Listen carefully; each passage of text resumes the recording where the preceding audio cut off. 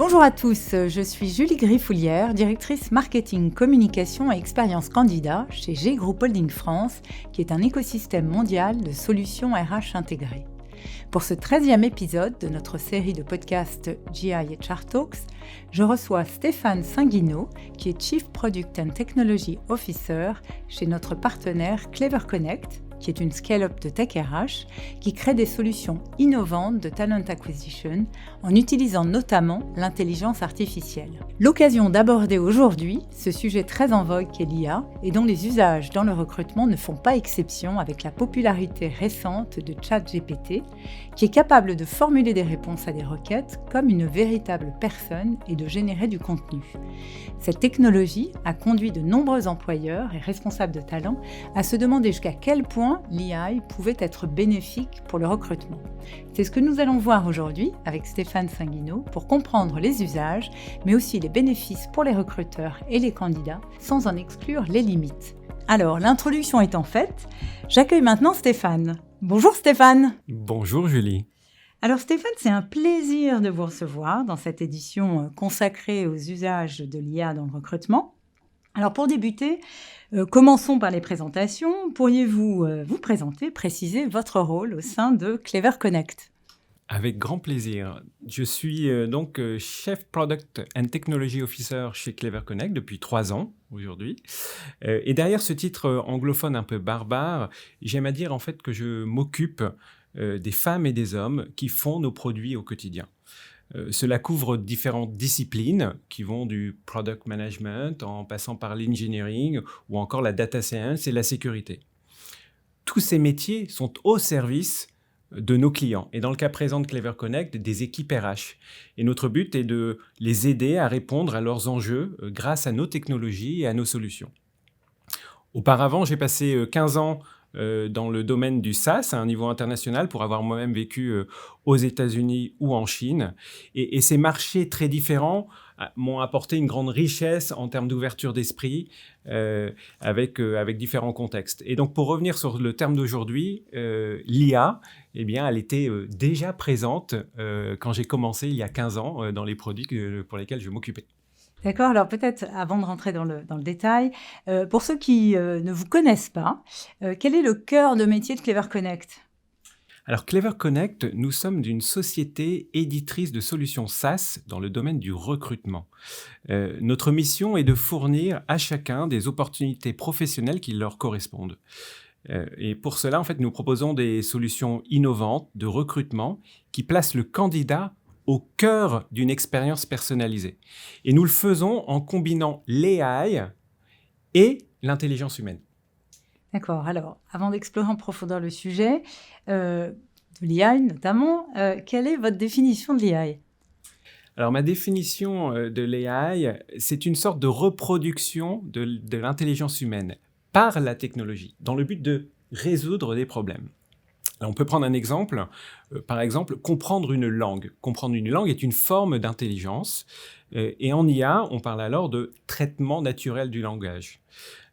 L'IA, ces dernières années, a beaucoup évolué. Elle a d'abord commencé par tout ce qui est aspect de compréhension, donc comment on classifie, on prédit, on comprend.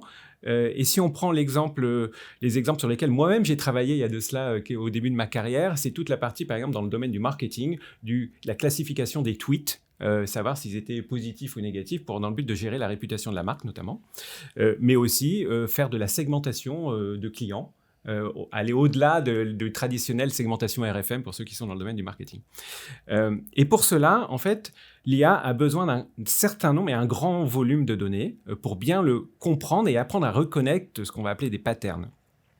Et pour illustrer ça, il y a un cas d'école assez connu, c'est le cas typique, on va dire qu'on apprend quand on fait du dev dans la data science, c'est la classification, apprendre à reconnaître des images de chiens ou de chats.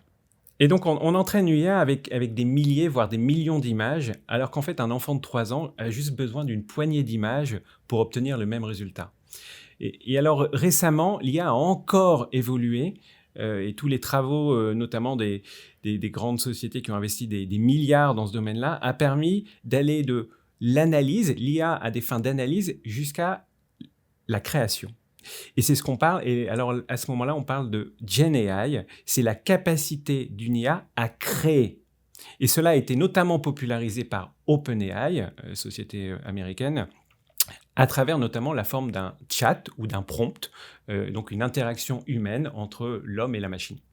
C'est intéressant. Et alors, comment l'intelligence artificielle est utilisée dans les solutions de Clever Connect et comment cela améliore l'expérience des candidats et des recruteurs?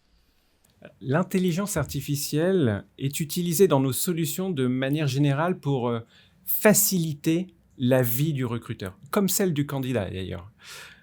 Nous l'utilisons par exemple pour extraire les informations d'un CV, pour faire du matching, pour aider à la rédaction des offres, pour aller vers la personnalisation de l'expérience du candidat, mais aussi par exemple dans le cadre de chatbots. Alors du coup, quels sont les principaux avantages de l'IA en matière de matching entre les offres d'emploi et les candidats sur votre plateforme? Tout d'abord, c'est un gain de temps. Nous avons par exemple un client ESN avec une filiale en Inde. Quand ils ouvrent un poste, ils peuvent recevoir un millier de candidatures. Et l'IA permet en une fraction de seconde de sortir les 10 candidats qui semblent les plus pertinents pour ce poste. Ça, c'est le premier avantage, le gain de temps. Le deuxième avantage, c'est cela permet aussi d'ouvrir les perspectives. Candidats ou recruteurs ont, et c'est la nature humaine, des biais comportementaux. Les recruteurs, par exemple, il y a certains recruteurs qui ont l'habitude de recruter des personnes d'une telle école et ils rentrent dans des stéréotypes. Et le but avec justement les AI, c'est de pouvoir en sortir et de pouvoir ouvrir ces perspectives-là en proposant des candidats auxquels ils n'auraient pas pensé naturellement. Et comment on fait tout ça? Eh bien justement, en capturant et en analysant la donnée de ces millions d'individus pour voir quelles sont les passerelles, les parcours de carrière potentiels, et donc ouvrir ces perspectives. D'accord. Alors concernant l'IA, est-ce qu'elle aide à personnaliser les recommandations d'emploi pour les utilisateurs? Et est-ce que vous avez des exemples concrets en fait de son efficacité? Alors pour faire une bonne recommandation d'emploi, il faut d'abord commencer par comprendre qui est le candidat, dans son ensemble. Et l'IA, elle nous aide déjà à tout ça, à aller extraire l'information pertinente dans tous les signaux et les documents qui peuvent être échangés et les interactions, j'allais dire, avec ce candidat, et à les connecter entre elles. Et aller au-delà de ça, puisque ça permet aussi de les comparer avec un ensemble d'autres candidats. Et donc, on peut dire qu'on fait quelque part, on utilise l'IA pour faire une forme de profiling. Et en fait, on ne peut pas s'arrêter juste sur ça. Notamment, quand on dit comprendre le candidat, on ne peut pas s'arrêter juste aux expériences du candidat. Il est aussi important de comprendre ses souhaits et ses envies. Et donc, nous tentons de les capturer par des informations dans le CV, par le comportement que la personne peut avoir au moment de sa recherche d'emploi, par exemple sur le site carrière, etc., etc. Et donc, je vais prendre un exemple que je connais bien, puisqu'en fait, c'est un exemple dans mes équipes. J'ai un développeur, aujourd'hui, dans mes équipes, qui était un ancien fromager. Si on prend cet exemple-là, et qu'il upload son CV sur un site carrière lambda, les recommandations qui vont lui être faites vont être des métiers de fromager. Or, en fait, dans le titre de son CV, il a indiqué qu'il souhaitait être développeur. Et donc, il est extrêmement important d'avoir une IA qui est capable de détecter ce signal pour lui proposer justement des offres de développeurs et non pas de fromager. Effectivement.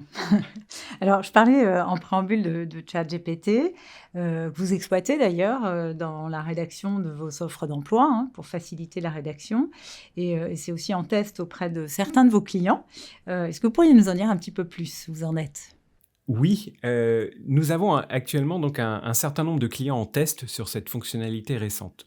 Écrire une offre d'emploi prend du temps et n'est pas toujours facile parce qu'il peut y avoir un jargon, des métiers qui ne sont pas toujours bien connus des fonctions RH. Il faut aussi s'assurer que l'offre est inclusive, facile à lire, attrayante et optimisée pour la recherche. Tout ça fait un certain nombre de paramètres qui sont assez complexes à maîtriser pour les RH.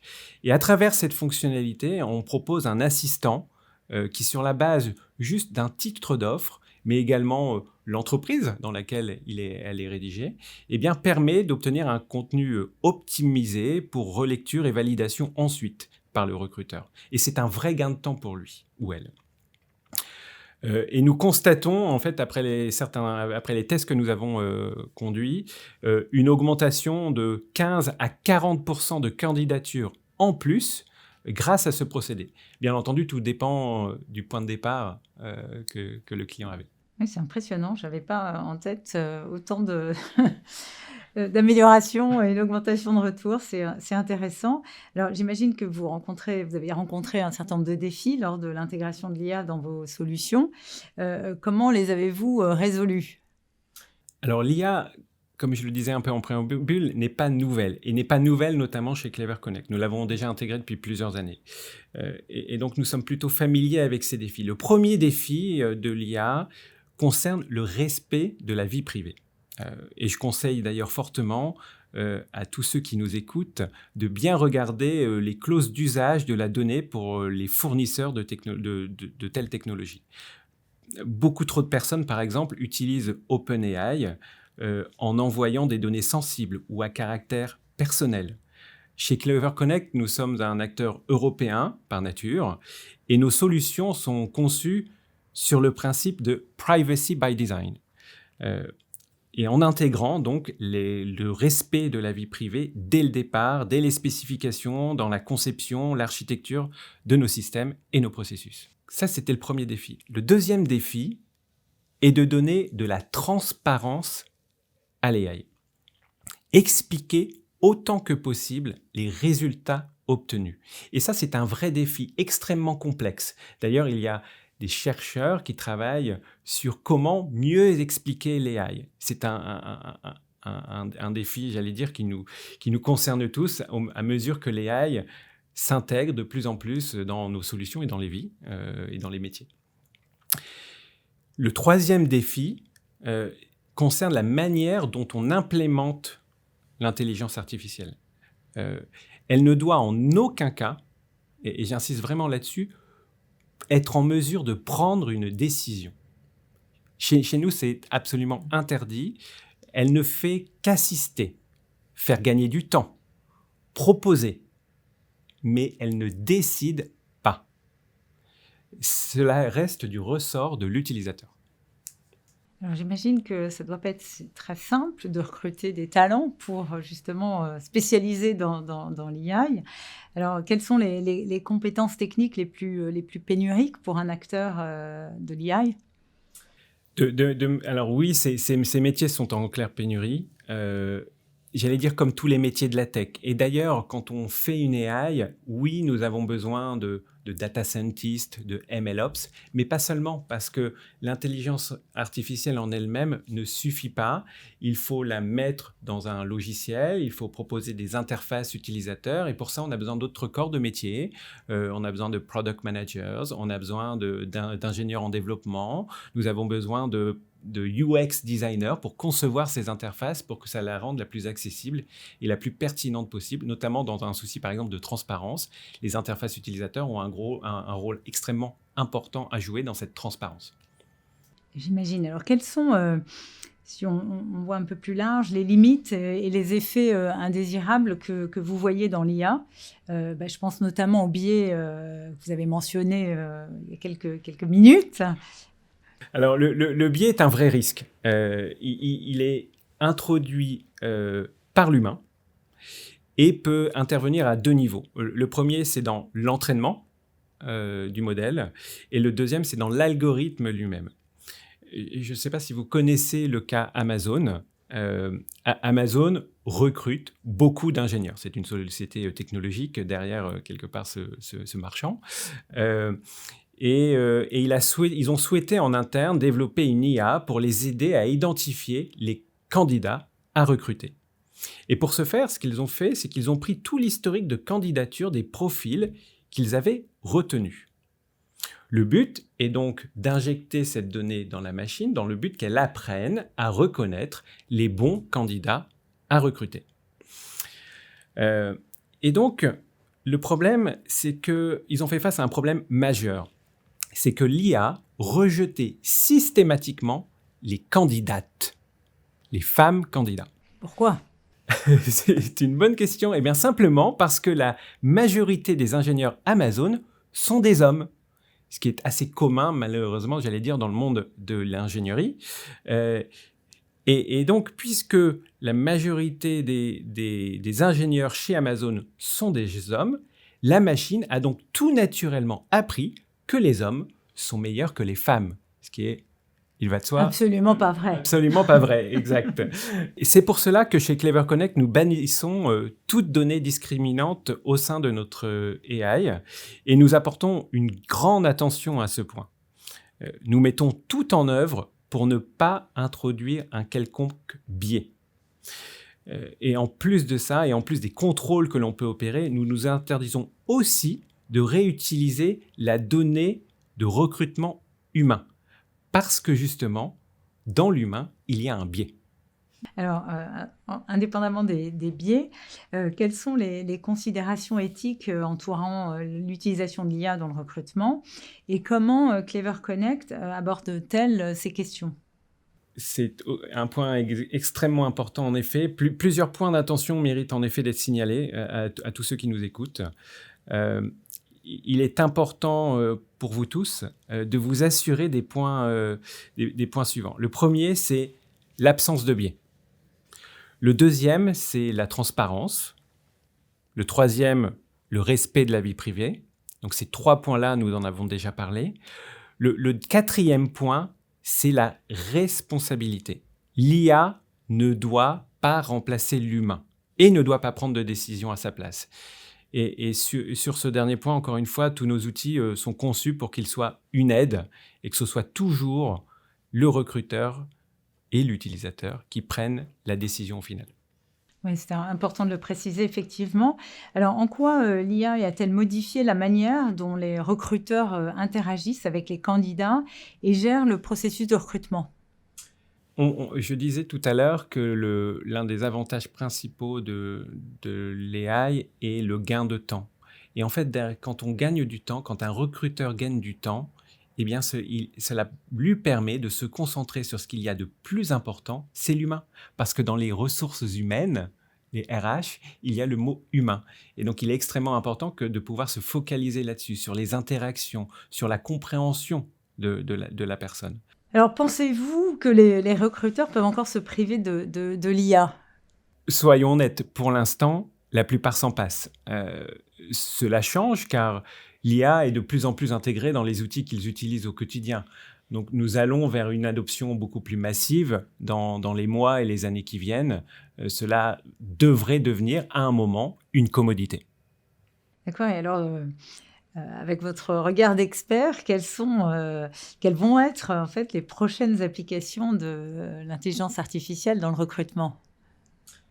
Alors, c'est une très bonne question et c'est toujours compliqué de se projeter dans l'avenir. Mais avant de parler de futur, je voudrais d'abord dire la première étape, c'est justement de faire en sorte que l'AI soit correctement intégrée, qu'elle réponde à de réels enjeux et qu'elle réponde à des usages.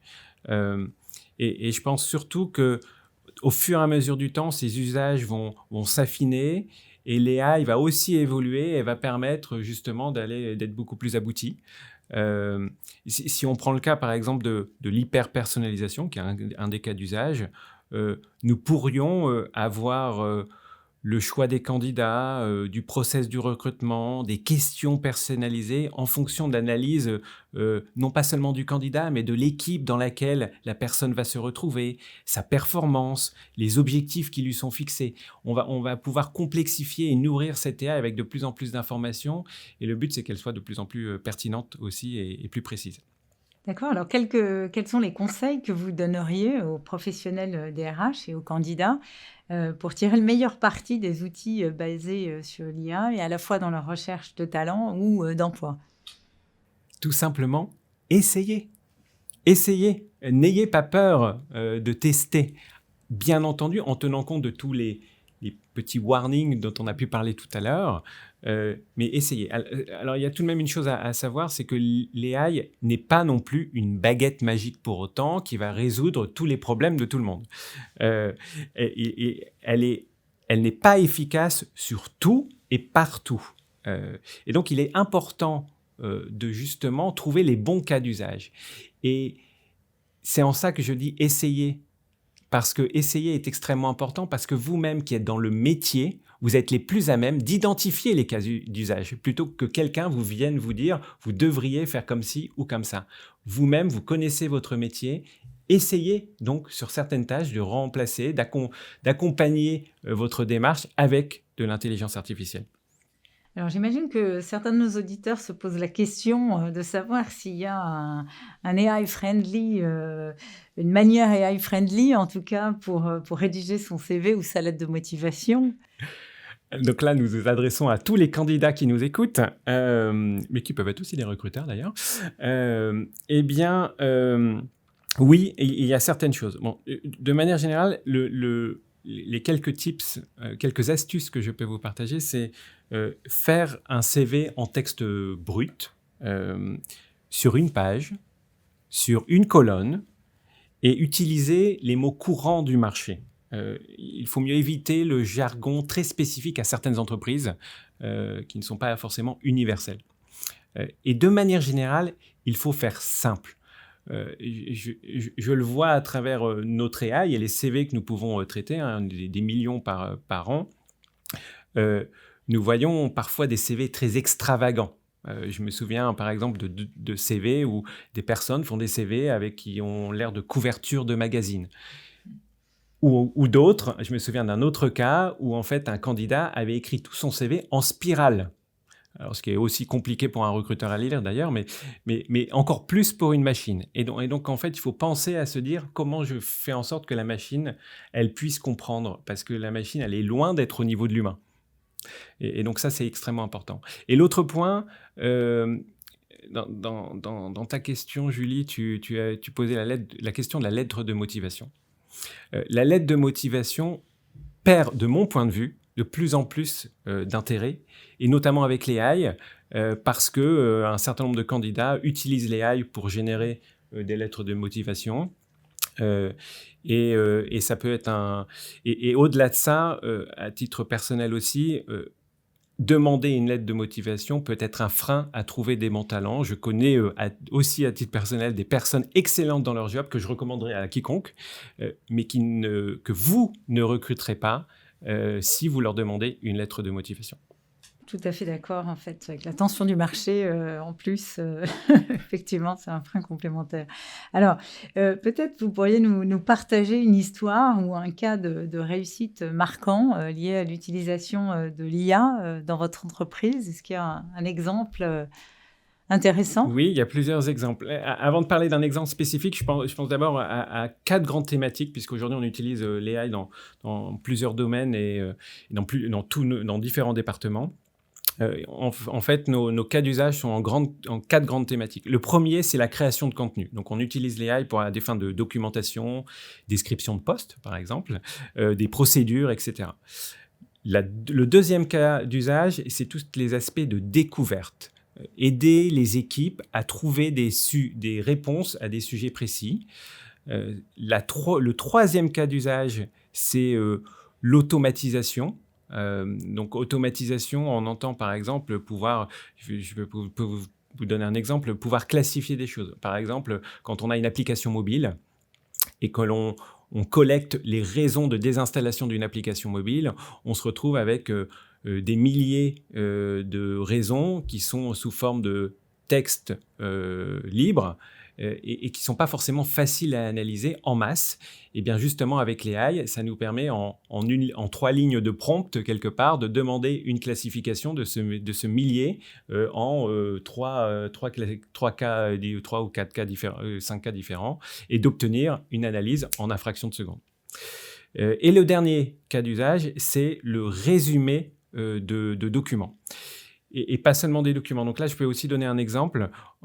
Nous sommes donc un éditeur de logiciels et dans le cas de l'édition de logiciels, nous assurons un support auprès de nos utilisateurs. Ces utilisateurs peuvent être amenés donc à créer ce qu'on appelle des tickets de support et parfois, sur des cas assez complexes, il peut y avoir pas mal d'échanges jusqu'à ce que ça arrive à l'ingénieur dans le cadre d'un bug, par exemple.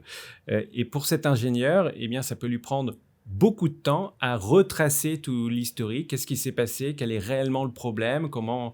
Et donc, on se retrouve avec une somme d'informations assez importante à digérer pour ensuite pouvoir passer à l'action et trouver la bonne solution. Et on utilise l'AI pour justement pouvoir résumer en un paragraphe tout ce qui a été dit et qui se retrouve potentiellement sur plusieurs pages. Et ça, c'est un gain de temps énorme pour l'ingénieur qui va donc résoudre le problème. Alors ça, c'est vraiment impressionnant. Alors, avant de vous quitter, puisque le temps nous est imparti limité, et peut-être pour conclure, quel est l'usage de l'IA qui vous a le plus surpris dernièrement ?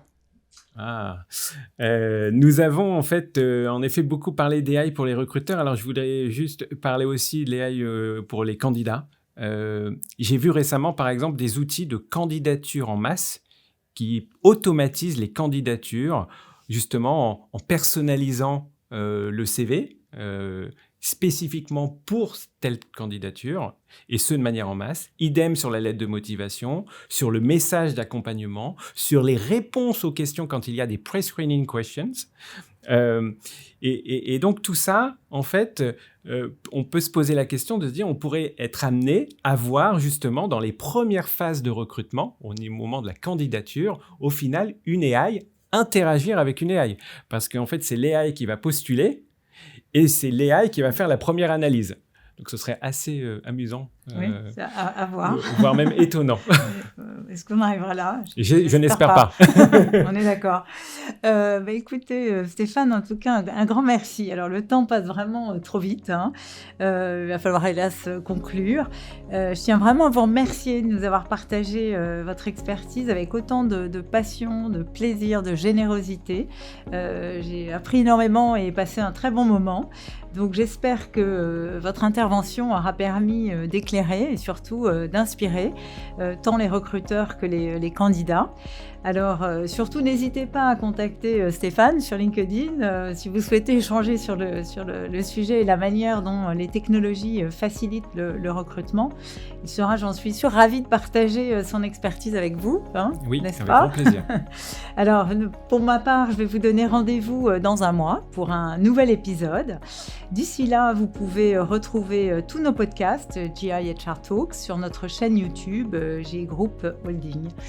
D'ici là, portez-vous bien. Merci Julie. Merci Stéphane.